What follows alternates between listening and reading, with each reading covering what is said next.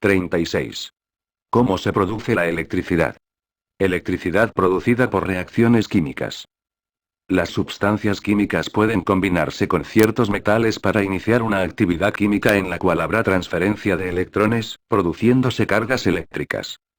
Esta es la forma en que funciona una batería ordinaria. El proceso se basa en el principio de la electroquímica. Un ejemplo es la pila húmeda básica. Cuando en un recipiente de cristal se mezcla ácido sulfúrico con agua, para formar un electrolito, el ácido sulfúrico se separa en componentes químicos de hidrógeno, H, y sulfato, SO4, pero debido a la naturaleza de la acción química, los átomos de hidrógeno son iones positivos, H positivo, y los átomos de sulfato son iones negativos, SO4 con carga -2. El número de cargas positivas y negativas son iguales de manera que toda la solución tiene una carga neta nula. Luego, cuando se introducen en la solución barras de cobre y zinc, estas reaccionan con ella. El zinc se combina con los átomos de sulfato. Y puesto que esos átomos son negativos, la barra de zinc transmite iones de zinc positivos, Zn positivo. Los electrones procedentes de los iones de zinc quedan en la masa de zinc, de manera que la barra de zinc tiene un exceso de electrones, o sea una carga negativa. Los iones de zinc se combinan con los iones de sulfato y los neutralizan, de manera que ahora la solución tiene más cargas positivas. Los iones positivos de hidrógeno atraen a electrones libres de la barra de cobre para neutralizar nuevamente la solución. Pero ahora la barra de cobre tiene una deficiencia de electrones, por lo que se presenta una carga positiva. Las baterías y las pilas se estudiarán más detalladamente en próximas lecciones. 37. ¿Cómo se produce la electricidad? Electricidad producida por presión.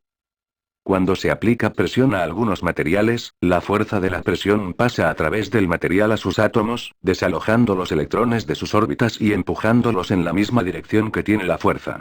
Estos se alejan de un lado del material y se acumulan del lado opuesto, así pues se originan cargas positivas y negativas en los lados opuestos.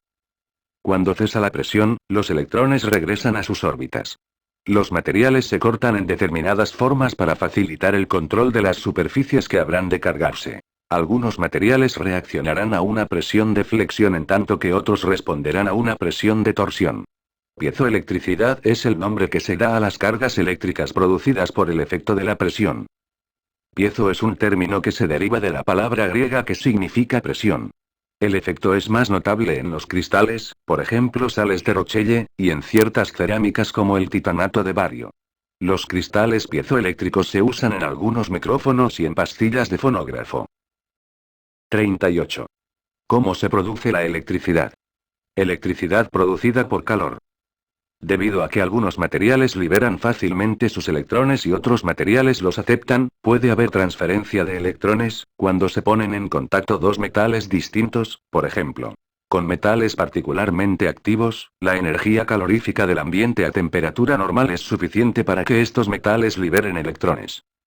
Por ejemplo, el cobre y el zinc se comportan de esta manera. Los electrones saldrán de los átomos de cobre y pasarán a los átomos de zinc. Así pues, el zinc adquiere un exceso de electrones, por lo que se carga negativamente. El cobre, después de perder electrones, tiene una carga positiva. Sin embargo, las cargas originadas a la temperatura ambiente son pequeñas, debido a que no hay suficiente energía calorífica para liberar más que unos cuantos electrones. Pero, si se aplica calor a la unión de los metales para suministrar más energía, se liberarán más electrones.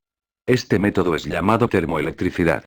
Mientras mayor sea el calor que se aplique, mayor será la carga que se genere. Cuando se retira la fuente de calor, los metales se enfriarán y las cargas se disiparán. El dispositivo descrito recibe el nombre de termopar. Cuando se unen entre sí varios termopares, se forma una termopila. 39. ¿Cómo se produce la electricidad? Electricidad producida por luz.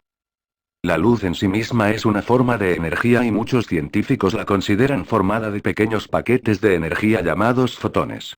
Cuando los fotones de un rayo luminoso inciden sobre un material, liberan su energía.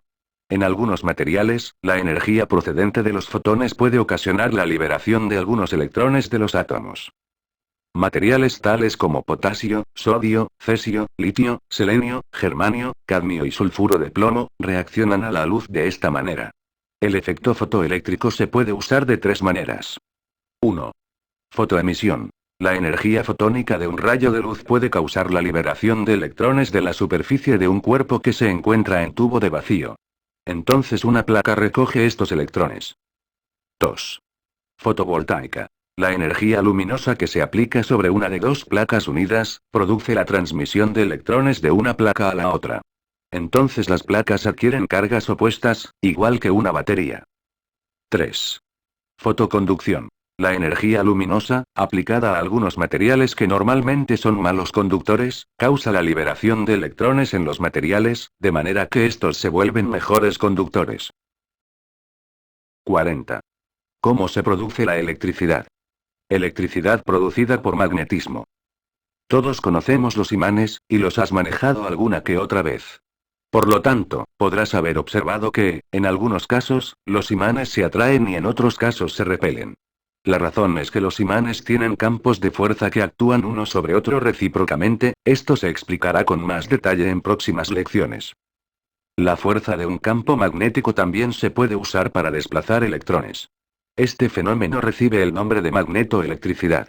Basándose en este fenómeno, un generador produce electricidad.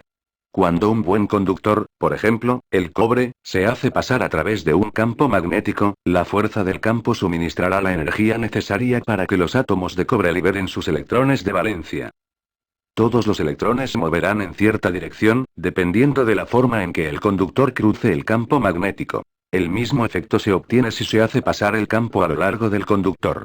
El único requisito es que haya un movimiento relativo entre cualquier conductor y un campo magnético. La magnetoelectricidad o electromagnetismo se examinan más detalladamente en una futura lección. 41. Corriente eléctrica.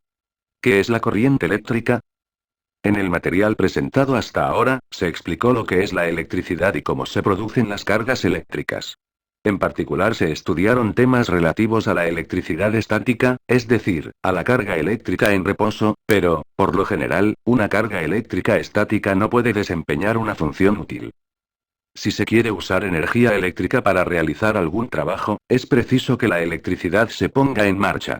Esto sucede cuando se tiene una corriente eléctrica.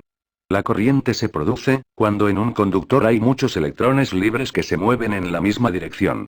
Como veremos más adelante, todo electrón tiene cierta energía que puede producir determinados efectos. Los electrones suelen moverse en diversas direcciones de manera que tales efectos se anulan, pero cuando se hace que los electrones se muevan en la misma dirección, es decir, hay una corriente que fluye, entonces sus efectos se suman y la energía que liberan puede aprovecharse para realizar algún trabajo.